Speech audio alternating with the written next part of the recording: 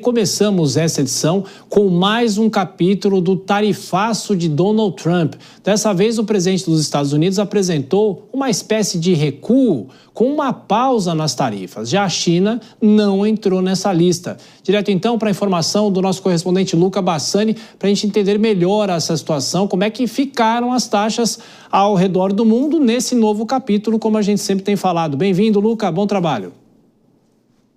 Boa noite a você, Thiago, a todos que nos acompanham. Como você bem colocou, aparentemente Donald Trump quer sim uma guerra comercial, mas apenas com a China, já que recuou nas tarifas para cerca de 75 países durante a tarde de hoje, uma movimentação que fez com que os mercados respondessem de maneira positiva. Vale dizer que desde a semana passada, quando Donald Trump deu uma entrevista na frente da Casa Branca, apresentou uma tabela mostrando qual seria a alíquota cobrada por países. Desde então, muitas nações ficaram preocupadas com a taxa que teriam que pagar, né, que os seus produtos teriam que pagar neste momento em que chegassem aos Estados Unidos.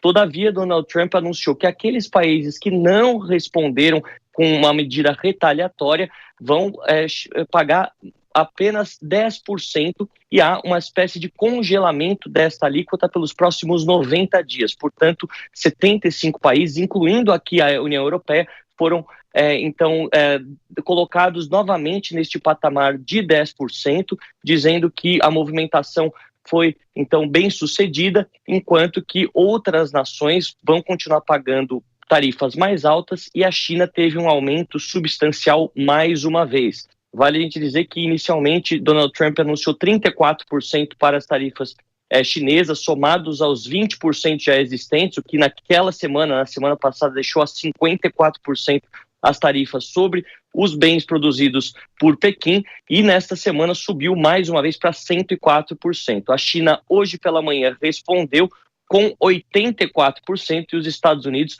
mais uma vez, responderam, colocando o patamar, então, em 125%. O presidente Donald Trump disse que não vai aceitar nenhum tipo de coerção econômica que a China pretende dar com as suas respostas, mas que ele acredita que o presidente chinês Xi Jinping é uma pessoa sensata e inteligente e que poderá recebê-lo para um acordo que seja benéfico às duas partes. A China, por enquanto, não deu nenhum tipo de sinalização que irá negociar com os Estados Unidos, mas continua aumentando as suas tarifas. Hoje, como grande parte dessas mudanças anunciadas pelos Estados Unidos aconteceram depois que os mercados asiáticos estavam fechados, muitos das bolsas de valores no continente, no extremo oriente, responderam mal o dia todo, as bolsas do Japão, Taiwan, Hong Kong, a própria bolsa em Xangai, mas a expectativa é que, assim como algumas bolsas na América do Norte e a própria Bovespa responderam bem durante a tarde de hoje com o alívio para algumas nações, amanhã os países asiáticos também possam reagir positivamente. Obviamente que muitos ainda estão preocupados com a imprevisibilidade que tudo isso pode representar, considerando que muitas dessas tarifas foram prometidas, outras postergadas e tantas outras adiadas para 90 dias, podendo passar por uma nova revisão enquanto os países buscam os Estados Unidos para negociações diretas. Não será nada fácil, mas pelo menos um recuo por parte dos Estados Unidos no dia de hoje, Thiago. A gangorra do mercado financeiro, né? O índice Standard & Poor's fechou no melhor valor desde 2008, quando estávamos acompanhando a crise americana do subprime. Mas agora, Luca, um outro ponto. Ainda hoje, o secretário do Tesouro americano afirmou que a estratégia de Donald Trump teve o resultado esperado. Agora, qual seria o resultado? Qual seria esse plano, não é? Ousado, pouco ortodoxo do ponto de vista econômico, mas segundo o secretário do Tesouro norte-americano, Scott Bessent, estaria dando resultados por fazer com que as nações procurassem os Estados Unidos de maneira ativa, pedindo para negociar. Ele disse que, por enquanto, a estratégia de Donald Trump é bem sucedida, que desde que as tarifas foram anunciadas com aquela tabela na semana passada, os telefones do presidente Donald Trump e do Ministério, da Secretaria de Comércio, não pararam de tocar, com países querendo um acordo a qualquer custo, querendo isenções, querendo também reduções das tarifas anunciadas, e que isso está fazendo os Estados Unidos recuperar o seu prestígio econômico e a sua hegemonia perante as demais nações como a primeira economia do planeta. Ele disse que, inclusive em relação à China, o presidente Donald Trump sabe o que faz, é um bom negociador e acredita que o mercado se adaptará a todas essas mudanças, dando como exemplo a reação com força que aconteceu hoje dos índices americanos, os principais deles, após o recuo dos Estados Unidos. Muitos economistas, todavia, dizem que, apesar das boas sinalizações, da boa recuperação durante as últimas horas, muitos acreditam que talvez isso não seja suficiente para estancar a sangria, se assim podemos dizer, que foi a perda de trilhões de dólares do valor de mercado de várias empresas ao longo dos últimos 10 dias. Isso poderia demorar muito mais tempo para ser recuperado e que também não poderia afastar de maneira definitiva o medo de uma recessão global que ainda tem chance de acontecer em meio a esta guerra comercial. Obviamente que nós ficaremos de olho também na resposta chinesa, que já deve vir durante as próximas horas, considerando o fuso horário em Pequim. É isso, e você vai informar tudo aqui na Jovem Pan. Boa quinta-feira para você, Luca, bom descanso, a gente volta a se falar.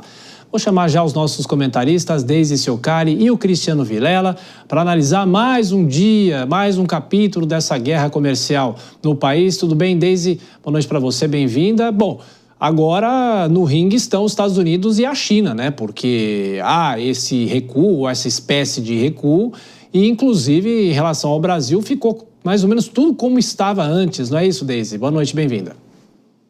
Oi, boa noite, Thiago, boa noite, Cristiano, os amigos da Jovem Pan. O que o Trump está sinalizando agora é justamente isso, né? Que essa rivalidade com Pequim, ela deve continuar, ela vai ser o eixo central da política externa americana, e aí com os aliados ocidentais, o gesto de suspensão é uma tentativa de distensionar o tabuleiro global sem abrir mão da narrativa de força que ele vem sustentando, né? O recuo, nesse momento, ele não significa fraqueza, mas cálculo, né? Então é a tradução do velho dilema de líderes populistas no poder, né? Sustenta o discurso sem comprometer a governabilidade. E Vilela, o ponto é o seguinte também, né? O que até agora o governo americano ganhou com esse tarifaço, né? Bem-vindo, bom trabalho. Thiago, uma ótima noite a você, a Deise e todos que acompanham o Jornal Jovem Pan. Olha, não dá para ter muita clareza dos erros e acertos praticados pelo governo Trump e ainda não dá para ter clareza de que essa decisão de hoje é uma decisão definitiva. Aliás, 90 dias nós não temos nem de mandato do presidente norte-americano e você vê quantas idas e vindas nós já tivemos. De uma forma geral, eu vejo que esse cavalo de pau dado pelo governo americano, pelo presidente americano, ele é ruim para a economia mundial como um todo, para as relações multilaterais, relações comerciais sólidas. Eu vejo que não é esse o caminho que causou grande espanto nos mercados, na sociedade, enfim, atingindo as diversas partes do globo. No entanto, determinadas demonstrações como essa mostram que Donald Trump está promovendo seus movimentos com uma certa dose de cálculo, que não vai praticar determinadas loucuras quando percebe que talvez seja mais estrategicamente interessante dar um passo atrás e eventualmente mirar num competidor, mirar num adversário. No caso agora, pelo menos nesse contexto, nessa fotografia de hoje, nós temos muito claro que Donald Trump está mirando a China. E aí aquela guerra fria que nós víamos nos últimos tempos, nessa competição internacional, referente a mercados e a estratégia política, agora vai ficando mais claramente definida entre esses dois países.